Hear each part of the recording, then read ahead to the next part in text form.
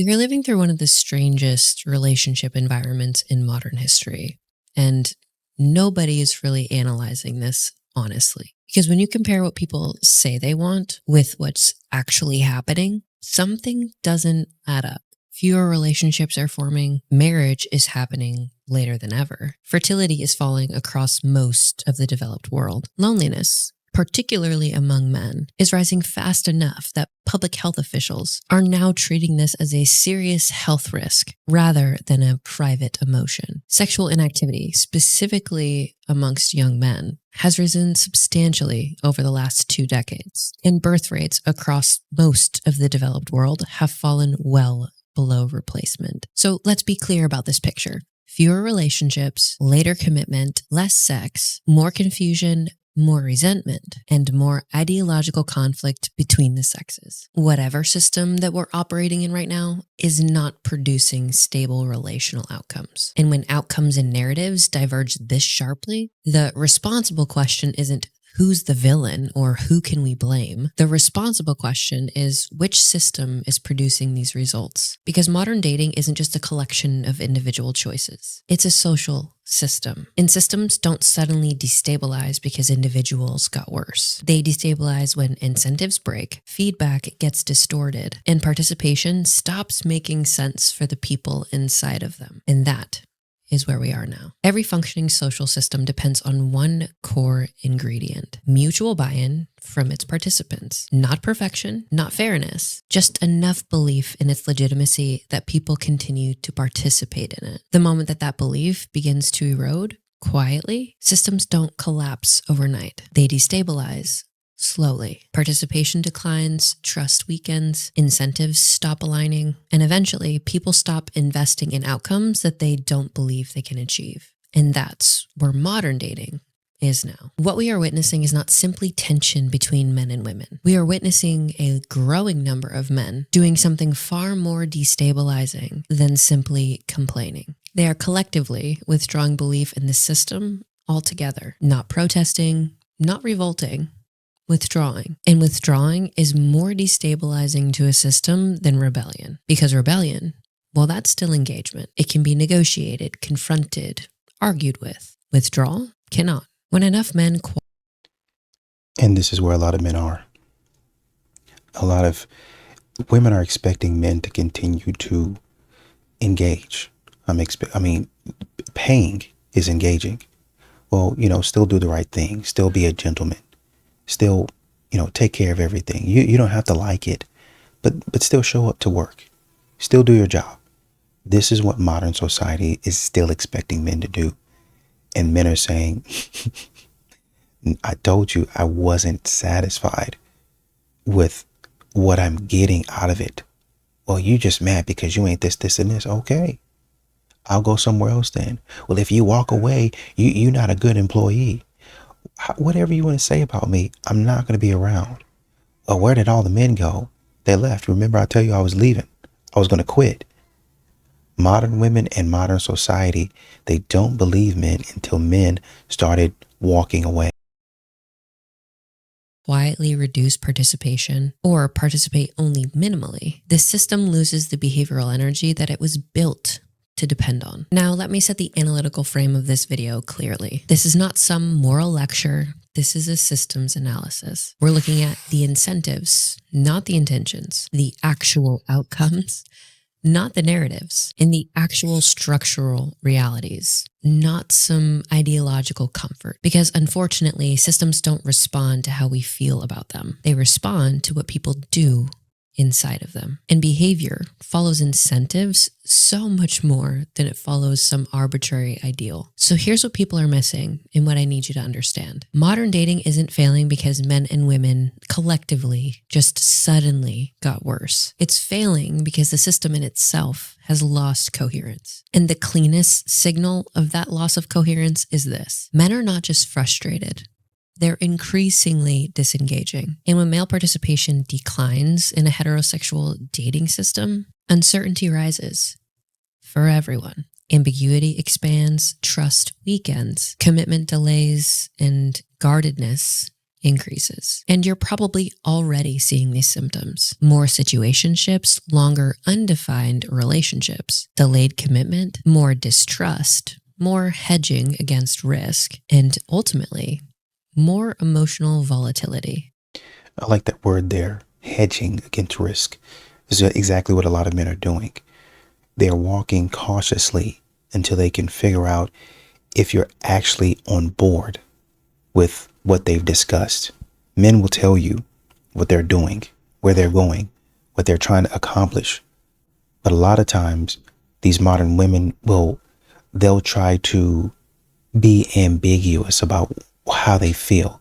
Oh, well, we're just kind of hanging around. We're just kind of, we could be. If you've ever seen those on the street interviews, a man and a woman will be walking and they'll be dressed up as if they were going to a date. And the man will, when we get into the interview, the man will say, oh, yeah, to be honest, I do like her. Yeah. But the woman will say, oh, well, we're just friends. And he understands that. Right. If we're just friends, then why does it look like y'all are going on a date? If y'all are just friends, then why are you expecting him to open the door and treat you as if y'all were dating? Why, if y'all are just friends, is it that he's paying? And no, let me get it this time. Let me go ahead and let me pay the tip or something like that. Let me pay the drinks or something. Let me do it this time. But y'all sit up there over and over again, knowing that man likes you, and will still let that man pay. Well, if he wants to do something nice, who am I to stop him? If you don't want people to get the wrong idea, then you stop them from doing that. Period. End of story. But modern women move out in the dating world ambiguously.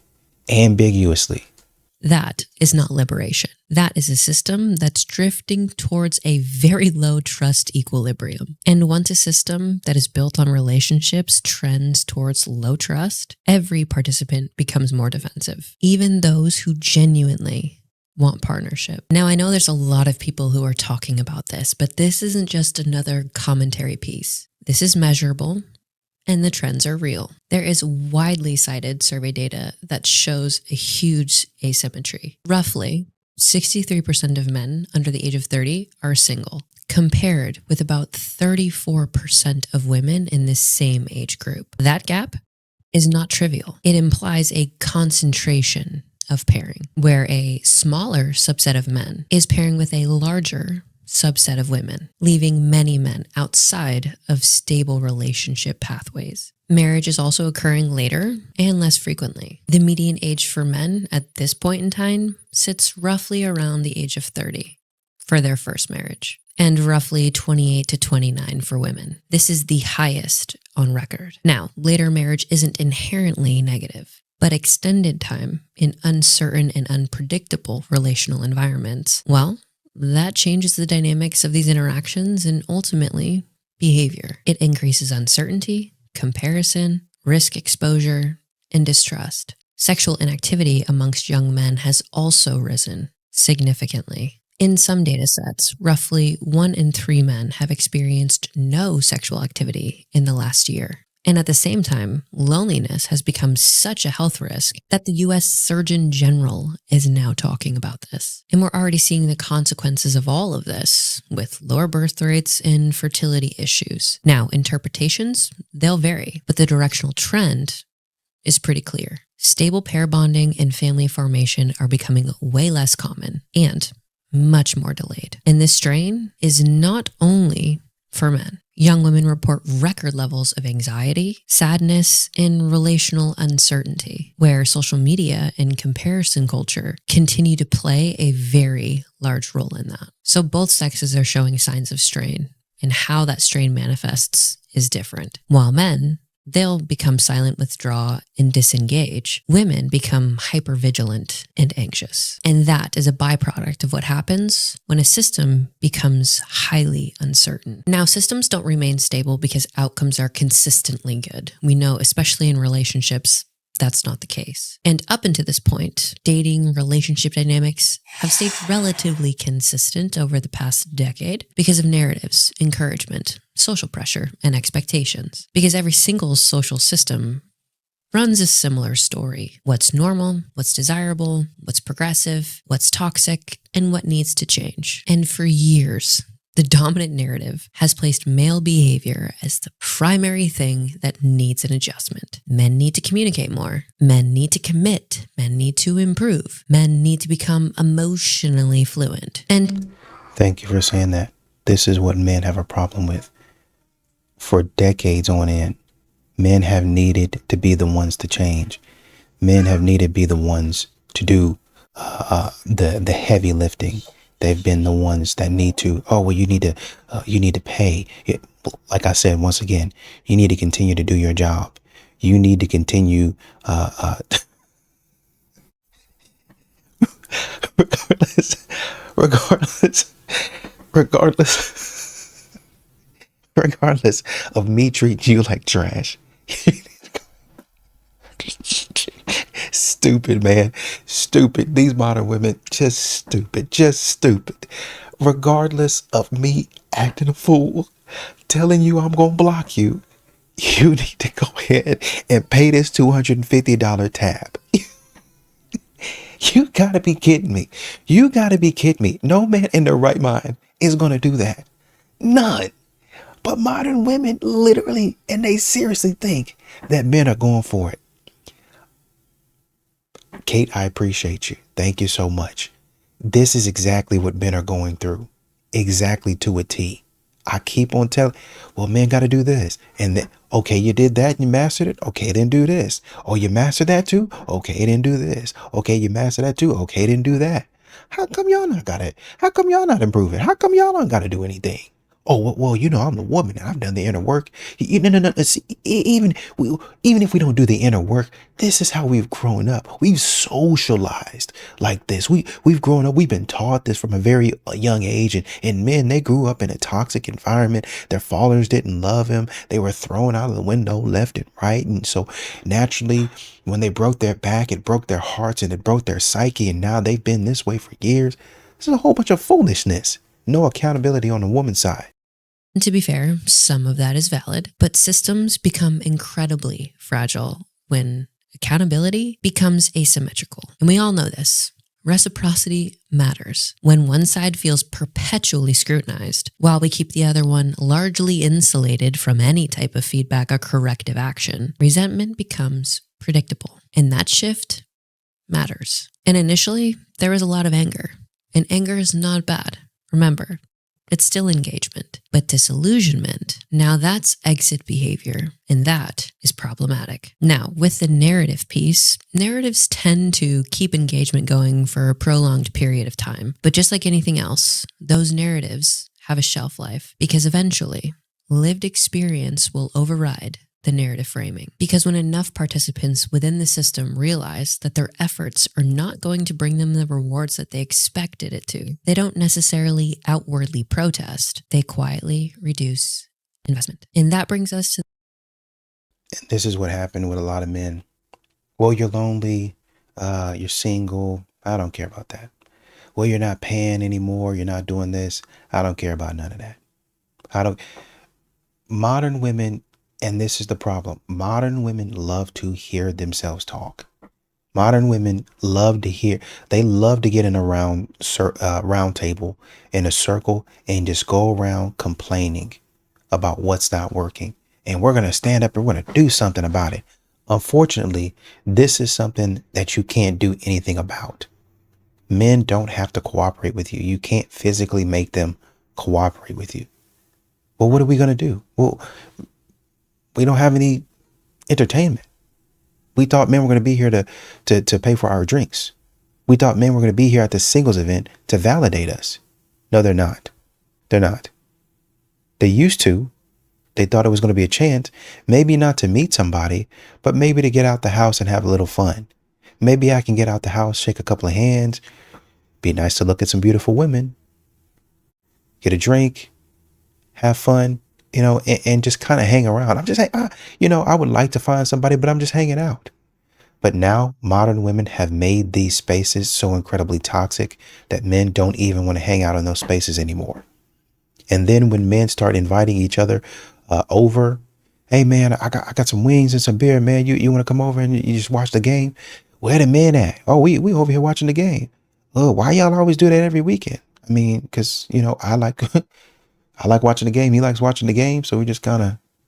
What do y'all do after that? Y'all spend all night together? I mean, we're friends, bro. Are you okay? I mean, are you good? Y'all continue to say that men don't have friends, and then when men do things with their friends, y'all get mad at the men for doing things with their friends because they left you out of it. Oh, well, that's all y'all do is stay in the house and play games and watch TV. So y'all ain't really doing anything of substance. Me and my girls, we travel. Oh, we just came back from a trip. We just came back from Colombia. We just came back from the Philly. Yeah, that's all. That's the only place that you go. Really? Because we just came from Miami. We just came from Arizona. That's the only place y'all go. That's the only place y'all go in the U.S. Really? I mean, we've been all over the U.S. Even places. I mean, we've hit the popular spots, but then there's some places that we've gone that are lesser known. Like what? I'm not telling you because then you'd show up there. Then you'd be there. Men have quietly built in some of these spaces areas where they don't even know each other, but men come. It's like, oh man, I heard there was a couple of fellas going down here, and they usually go at this time. And then, oh, okay, I want to see what that's about. And they go, and they chill out, they relax, they have fun. It's probably gonna get a little wild. It's probably gonna get a little wild, but it's a time for men to get away, let loose, unpack before you go back to work. That's it. But modern women, a lot of times, what they'll do is they'll infiltrate a man's space. They'll say, oh, you forgot about us. Now, where is this? And they'll snoop and they'll pry and they'll bend and they'll hire private investigators until they find out the answer of where a man is, and then come in there and then ruin the man's space. Oh, good grief. Good grief, man. The most destabilizing variable in this system today, male withdrawal. Now, in my last video, I talked a lot about female behavior and how they regulate one another within this system.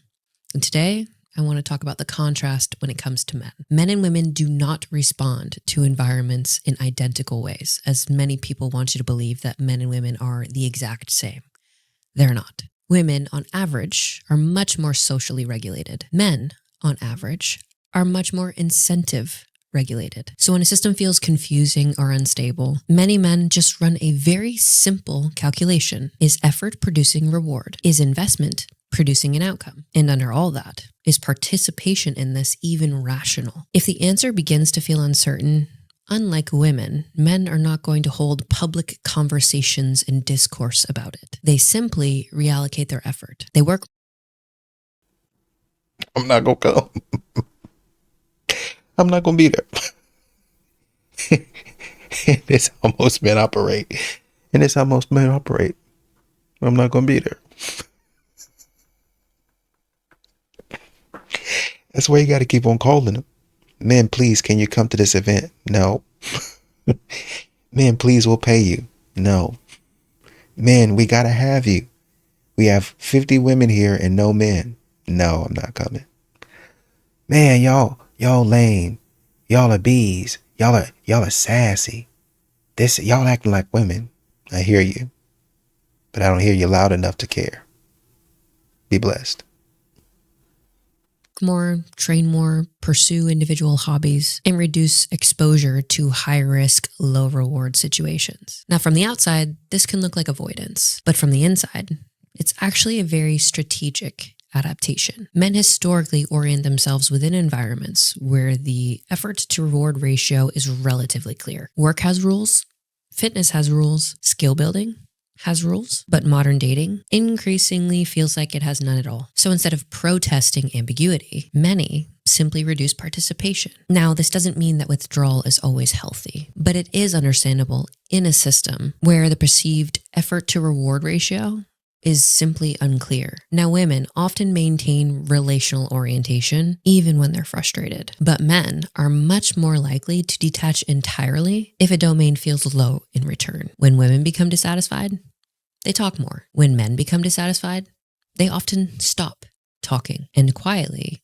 disengage. Now, this creates a perceptual gap. All the public discourse around this assumes that men continue to remain highly engaged. Meanwhile, a growing number have psychologically stepped back. And because male disengagement is so quiet, it's underestimated until it starts to impact outcomes at scale. Again. And this is what it is. You've got channels that are saying, hey, men are walking away. And it seems like that's not the case because you have certain channels that are talking about it, right? Watch the channels. The men are watching the channels. They're watching the channels. And they're like, yep, I'm just popping my head in to see what's going on with y'all. Oh, it seems like women, y'all don't understand that TikTok has become like the dating news. Y'all don't understand that Instagram and Facebook and all of these things have become like news to men. Dating news. So when they get on TikTok and X and Instagram and YouTube and they see you still acting a fool, oh, it's another video that she was acting a fool. When was this video? Oh, they just put this video out recently. Oh, okay. So this is not a video that was shared and released 2 or 3 years ago. No, this is a video that was shared and released a month or so ago. So basically they're still acting a fool and they want me to continue to pay. They want me to pay more now for even more foolishness. Systems don't destabilize because people are unhappy. Of course, there are unhappy people in a system, but they do destabilize when participation declines drastically. Now, this doesn't suggest that men are some victims of a larger scheme. What it does mean is that they are responding appropriately to low return, high risk incentives. When these dynamics happen for men in their minds, they don't sit here and moralize the whole thing. They exit. And withdrawal is no different. It's a strategic adaptation, but it carries consequences. Men who withdraw way too deeply, they lose relational skill development and they risk isolation, which makes it much more difficult to reintegrate later on. So the real question isn't whether or not withdrawal is justified. The real question is, under what conditions would make healthy men willing to reinvest? Because unlike women, when things are uncertain, social pressure isn't going to bring them back. There has to be a tangible reward for the risk and the effort that they are putting in, And I talk a lot about helping the man out when you want the man to approach. A lot of times, and it used to be the thing that they would say, oh, there was a method where she dropped the handkerchief. And that was a clear sign that you wanted the man to approach. It was a clear sign that you wanted the man to engage. Now, hopefully you dropped it right in front of the man that you wanted to approach and not the man. And he saw it and then he picked it up and approached you.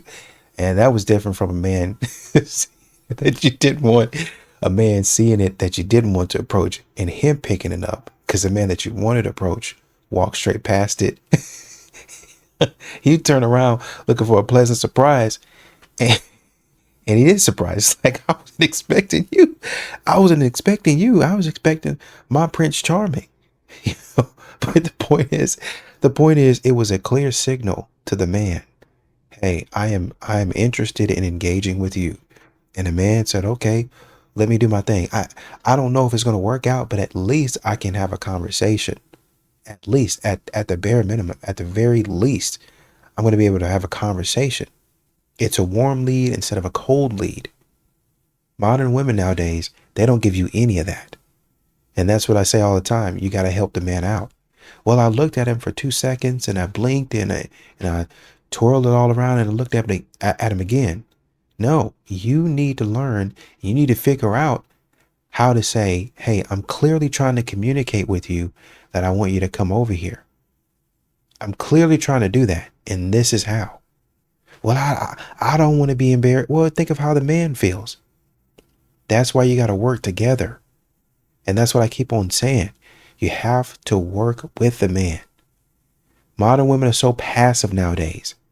They don't do anything. They don't bring anything to the table. They bring their energy. Well, my energy and my divine femininity should help you to be a better man by knowing and get this. Get this. What I'm bringing to the table is divine femininity, and divine femininity requires it be given something. Divine femininity, that expects to receive. And that's going to help you, because when we get married, you're going to understand that I expect to receive things from you. So that's going to make you work even harder. That's going to make you break your back, kill yourself, trying to provide for me, trying to provide for, it's not me. It's the divine feminine in me. You got to feed the snake. You got to feed the beast. If you don't feed the beast, then you don't get none of this femininity. None of it. Shoot, man.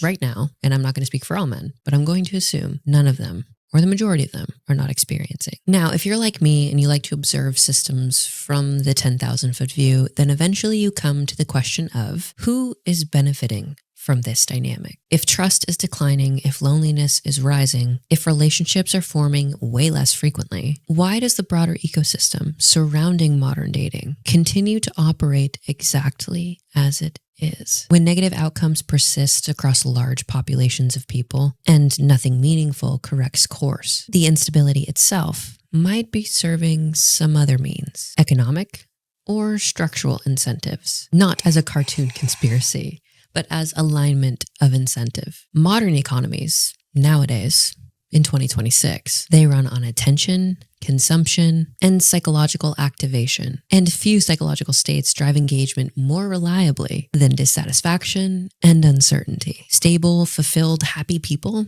well, they consume less content. They scroll less, they search less, and they are much harder to monetize emotionally. Meanwhile, uncertain individuals keep searching, they keep swiping, they keep consuming advice or validation or identity reinforcement. The attention economy, it rewards activation. Outrage, fear, and moral conflict perform much better than calm stability. Gender war, dialogue, and content, well, that continues to perform because it paints a picture of one clear villain: the opponent. These are simple villains and simple narratives. And those narratives, well, they keep people engaged. And the engagement, well, it sustains the platform. Dating applications, by design, operate on engagement and subscriptions. Prolonged searching is not inherently a failure of the system. It's often aligned with its engagement model. One really important psychological concept, and we see this a lot in toxic relationships, but intermittent rewards, or the use of intermittent rewards, keeps users much more invested for longer periods of time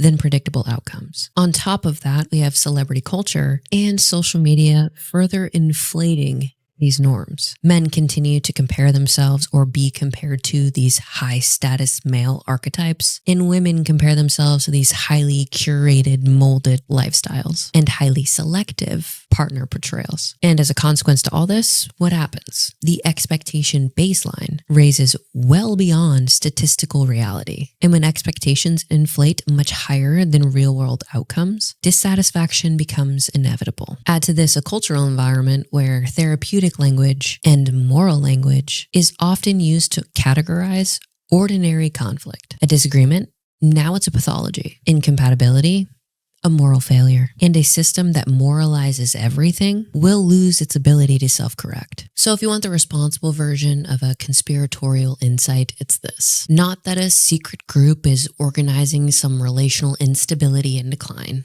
though possible, but that multiple powerful industries and cultural systems benefit from this dynamic. Sustained dissatisfaction, constant searching, and emotional activation. Meanwhile, when incentives converge, predictable outcomes, well, they start to emerge, even without coordination. So now the question becomes, if this stays consistent, if this continues to amplify, what are the long-term consequences? What is the trajectory of all of this? Well, there are several trends that are likely to intensify. The polarization will deepen, more men will adopt withdrawal strategies, and more women will adopt hyperselectivity and hypervigilance, while the cooperative middle, the majority who are indeed seeking stable partnership, they'll likely grow quieter because the extremes will dominate perception, and you guys see this in other domains of our reality. On top of that, pair bonding will become much more unequal, with a very small subset of people successfully achieving that, while the majority remain in prolonged ambiguity. Family formation will continue to delay later and later and later, and this will ultimately increase fertility pressure, fertility issues, declining birth rates, and much more social and relational anxiety, frustration, and disappointment. Loneliness, as a consequence, increasingly becomes more of a risk of an identity than a temporary state of development. And once identity forms around withdrawal and mistrust, the reverse of that behavior becomes incredibly difficult. Perhaps, to me, most concerning and the biggest issue I see today with people who are indeed pursuing relationships and trying is that relational skill development has declined and will continue to decline across generations. Fewer people practicing negotiation, cooperation,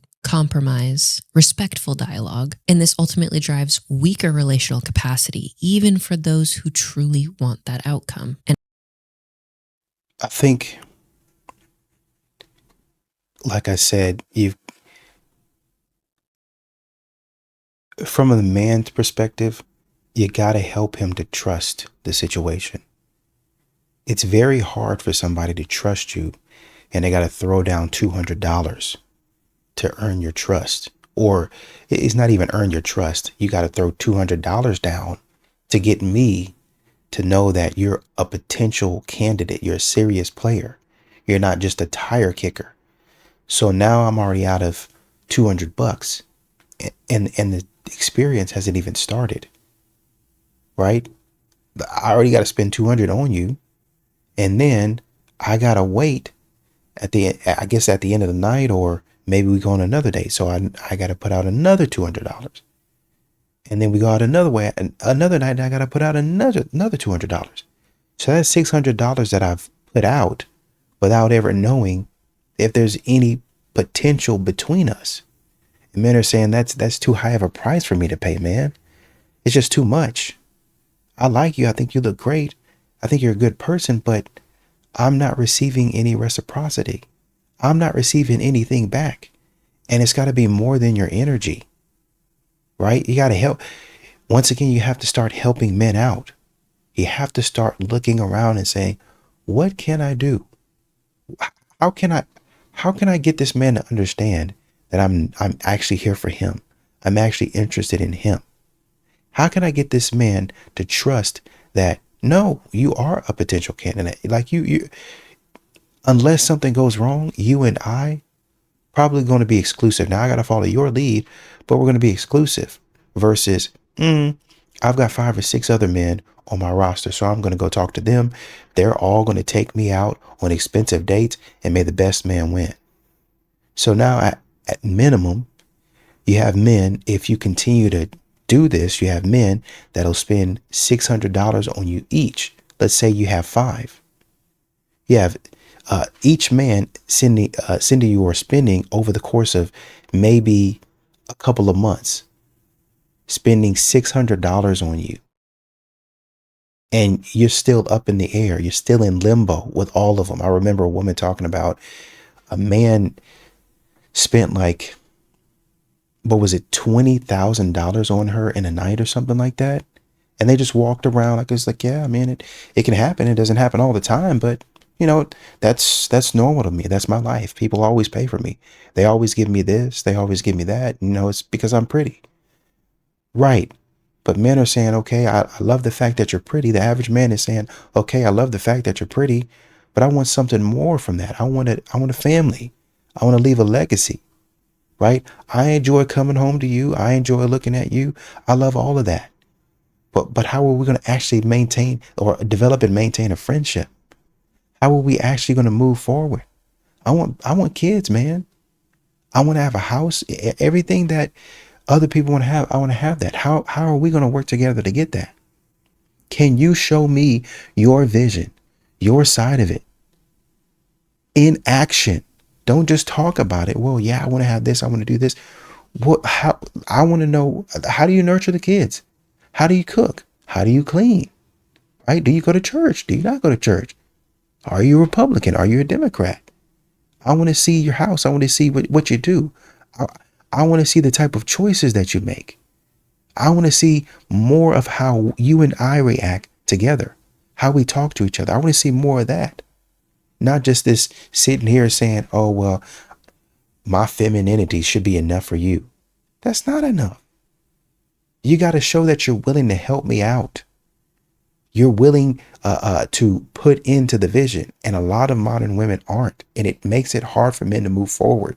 And at that point, you no longer have a dating problem. You have a true cultural fracture. So now you might be wondering, are there any solutions to this? And I'm going to speak to men and women directly. For men, the solution is not resentment. The solution is accuracy and discernment. Most men were implicitly sold a false contract. Be good, do good, and the system will reward you. Now, goodness is a baseline requirement for a relationship, but what it is not is a selection strategy, because selection happens much further in advance than a moral evaluation, aka attraction precedes discernment. So for the men who do want a stable long-term partnership, you must develop clarity, direction, and most importantly, boundaries. Not arrogance or manipulation, but calm leadership, standards, and competence. Now, I must add that reducing your exposure to algorithmic dating is likely a bonus. Not necessarily because technology is inherently harmless, but because the majority of social media environments, well, they prioritize short-term attraction and attention much more than long-term compatibility. I would say don't click on everything. Like if you're going to do dating like that, don't click on everything you see, right? Like I said, I met my wife on a dating app, and there were a lot of other ladies out there that they're beautiful and they're educated. But I looked at their profile and I read it, and sometimes I'd read it over and over again. And I'd be swiping through, just like pretty much everybody, I'm swiping through thousands of women. And the majority of them I would not pick. The majority of them I wouldn't have any interest in, to be honest with you, at all. Because you say, okay, they look good, they're around this age, let me see if they fit what I'm looking for. And it usually, honestly, probably take you, if you already know what you want, like she's talking about clarity, it'll probably take you a little bit to get through things. But over time, when you're clear on what you want, hey, these are my values, this is what I'm looking for, not on any toxic stuff, but you kind of start seeing how there's a lot of these women that don't qualify, and they won't qualify. Some of these women will show up in your inbox knowing that they don't qualify, knowing that y'all are different, but maybe they're so desperate. They're like, oh man, maybe we can make it work, yada, yada, yada. No, it's not going to work. I'm looking at the numbers. I'm looking at the values. I'm looking at our lifestyle, our behavior. I'm looking at all that. And I'm saying it's probably not going to work. So I'm not even going to go down that road. And you need to kind of do the same thing in real life, where you're assessing based on your clarity of things and based on where you want to go, based on something that's been thought out and well formulated in your mind. This is where I want to go. I need complementary characteristics to get there. Right? And like I said, you go swiping through these women, and then when you find one, okay, she's pretty, okay, she has my values, okay, she sounds like she acts like this. And remember, when you're swiping, talking about you like them, you're not swiping because you think that y'all going to go out. You might want to, but you're swiping because you're saying, okay, we need to have a conversation. We need to figure out if what you say in your bio is true. And now I'm going to get on the phone or a FaceTime call relatively soon. If we should match, I'm going to get on a FaceTime call or something like that. And we're going to talk and discuss in a relatively respectful and nice way our values, what we like, what we don't like, and then start weeding out and choosing who to move forward with. I would also encourage men to reestablish social connections in community, professional networks, shared missions, fitness, faith, social circles, because this reintroduces social context and reputation into selection. This very much also helps decenter your romantic partner from being your whole world and source of self-esteem and or connection. Now, when you do see somebody that you might be interested in, things that I really would encourage men to keep very top of mind. Number one, screen for low chaos traits. This becomes critical. Emotional regulation, humility, cooperativeness, and moral consistency. This matters much more for long-term stability over short-term attraction, and we cannot rely on chemistry alone. Now, if you are in the demographic of men who feels the need to withdraw, I'm not here to tell you what to do, but I would encourage this to be strategic and temporary. Use this to build yourself, structure, discipline, purpose, direction. Do not use this simply as a means of avoidance. And please remember that male friendships and support, these are not optional luxuries, okay? They are stabilizers. Now, for the women, I say this because I care. A system cannot stay stable or create stability if one side is endlessly scrutinized while the other is shielded from honest feedback. Female peer culture, it matters. Norms around attention, commitment, and conflict shape outcomes. If we continue to prioritize and reward endless optionality, ambiguity, promiscuity, and performative independence, those norms will shape relational behaviors. Again, this is not about blame. This is about feedback, because healthy relationships require reciprocal accountability, clear standards and norms around commitment and respect, way less reliance on algorithmic searches, optionality, and backup plans, and a much greater tolerance for disagreement without the moral pathologizing, and a cultural reevaluation of long-term orientation as a marker of maturity rather than a limitation. Because the reality is people still want love, but love does not sustain itself in a system that rewards instability. Because the truth is, dating, its efforts, people in the system will still continue to pursue that. It will. They want love, but the love can't cost too much. And I think this is where men are. It can't cost over what it's worth. So if you say, for instance, you have a single mom, a lot of times men don't want to date single moms. Well, because the effort and the money that I'm putting in, it costs too much and I'm not getting back what I put in. And that's frustrating for me. So therefore, I'm going to let that go, even though you're probably a good person. I just don't want to be the last priority. I don't want to be the one always giving love and never receiving anything back, or receiving something back on occasion. I don't want that to be me. Right? I've seen a lot of men go through this, and that's not the relationship that I'm interested in. Right? So I agree with a lot of things you're saying. And yes, don't, take yourself into solitude, but for a temporary time. And I suggest that you use that time in order to get your mind clear, to really think about what you like, what you want, what a woman needs to do, and what you need to do, and how you guys are going to complement each other. Because that's really where your vision is going to come from, right? And you might be working on your vision already. You might already have your job, your place to stay, nice car, all of that stuff. And you just kind of humming along. But your vision is going to come from, okay, what do I want to do next? Okay, why do I want a wife? What are some of the things that we can do together? What are some of the things that we can build together? How can we leave a legacy? And you think about those things. And so your questions would be to her. It's like, so how do you feel about building this, or going in this direction, or doing this? And obviously you frame the questions, you think about the questions. This is something that you'd be thinking about in your time of being away, right? Or kind of being secluded or isolated. These are things that you would think about, or what to say, how to say it, when and where to say it. The perfect or pretty good, I would say, you kind of pick your spots. Okay, now's a good time to ask this question, or now's a good time to have this conversation or bring this up. And you kind of understand those things the more because you're getting mental reps, you're playing it in your mind, right? So that's kind of what you need to be doing your time of isolation, playing it in your mind. And then when you come back, you start to practice that. And it doesn't necessarily have to be a date. It might be at church, where you say, okay, I learned this, or I was thinking about this concept or reading about this concept. Let's see if I can put it in action, right? And slowly you build up that skill, and you start to fill out the skills that you need. And then if you have a woman that comes across, you do the same thing. You talk to her like you would talk to anybody else. Same manner, same way. And you see where it goes, right? But when you come out of that isolation, I'm assuming that you're not going to be grabbing onto every woman, because a lot of these women are out here are not worth it.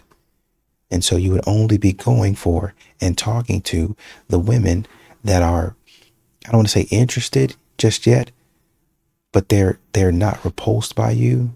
They don't do stupid stuff. They're not online shaking their behind, and they're respectful, regardless of if they like you or not.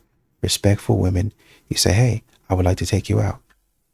No, thank you, or thank you. What time did you have in mind? Right? Staying in isolation for a temporary period of time can allow you, and it can help you to think about new skills, understand new skills, and work it around in your head until you understand the concept and understand how to put it or implement it. So, I understand why you've kind of left the dating market, but whenever you're ready to get out there, you got it. You got it. You can do it. Don't let these women run over you. Don't let these women waste your money. You got it.